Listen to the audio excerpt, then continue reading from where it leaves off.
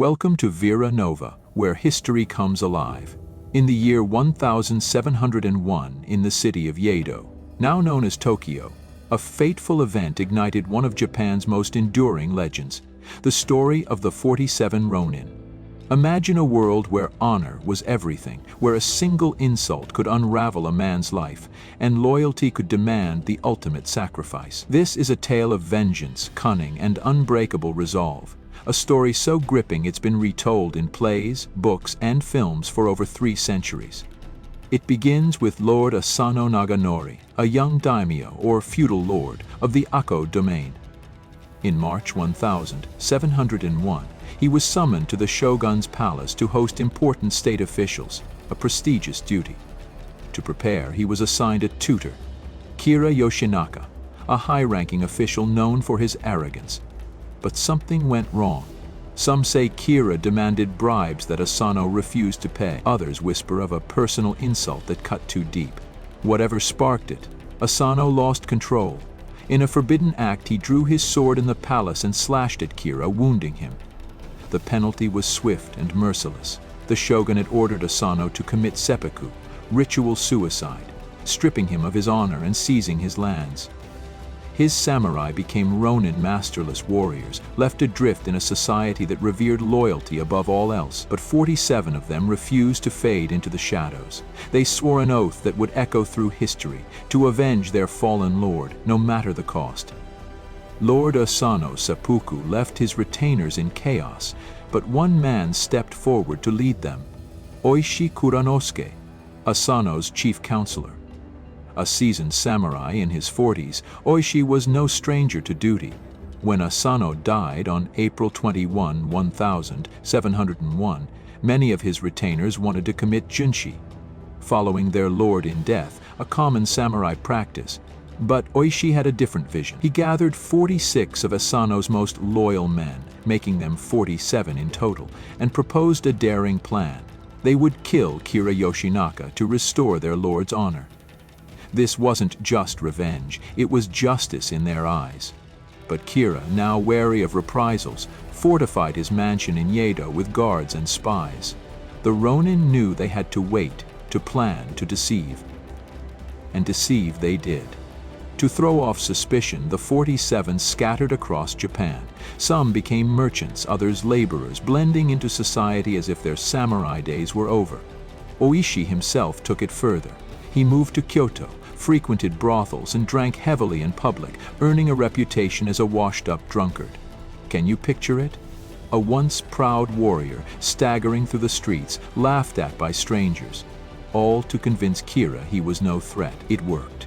Kira's spies reported back that the Ronin had given up, and he lowered his guard. But behind this facade, the Ronin were meticulous. They met in secret, pooling resources and plotting every detail. One Ronin, Kinemon Kanehide, even married the daughter of the architect who built Kira's mansion, securing its blueprints. Meanwhile, Oishi's wife, Yozanin, played a vital role few talk about. She sold her jewelry and family heirlooms to fund their mission, proving that the women of Ako were as committed as the men. For over a year they waited, their resolve hardening like steel. By late 1702, they were ready. Oishi sent word it was time to strike.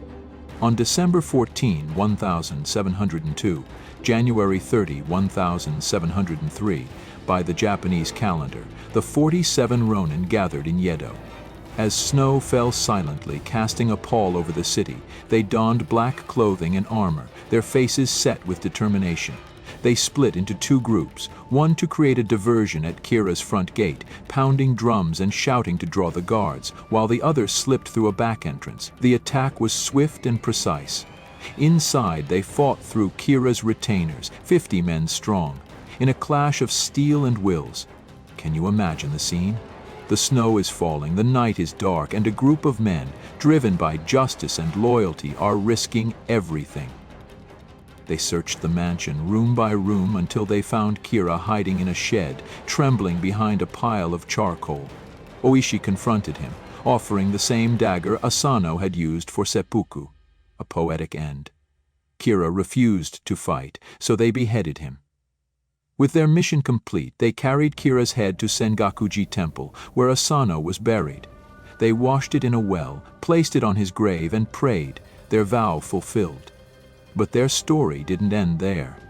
The Ronin surrendered to the authorities, knowing their act, though honorable, broke the shogunate's laws against vendettas. The shogun, Tsunayoshi, faced a dilemma. The public hailed the Ronin as heroes, but law demanded punishment. After weeks of debate, he sentenced them to seppuku, an honorable death, not execution. Between February 4 and March 20, 1703, the 47 carried out their sentences in groups, reciting death poems as they went. Oshi's poem read, "Having come to the end of the way, I now go alone, like a cloud, like the wind." They were buried beside Asano at Sengakuji, their graves marked by 47 stones. The tale of the 47 Ronin didn't fade with their deaths. Almost immediately it became a sensation. Within weeks, a kabuki play called Chushingura dramatized their story, though names were changed to avoid censorship. Over the centuries, it's inspired countless retellings, books, paintings, even Hollywood films. To the Japanese, the Ronin embody bushido semari, the samurai code of loyalty and honor. Their graves at Sengakuji remain a pilgrimage site, where visitors leave incense and prayers, especially on December 14, the anniversary of their attack. This isn't just a story of revenge. It's a testament to the power of loyalty in a world that often forgets it. The 47 Ronin risked everything, family, future, life itself, for a principle they held dear. So next time you hear their tale, think of Oishi in the snow, leading his men one last time, and ask yourself, what would you sacrifice for honor? Thanks for joining me on Vera Nova. If you enjoyed this dive into Japan's legendary past, hit that like button, subscribe, and ring the bell for more stories that bring history to life. Until next time, stay curious.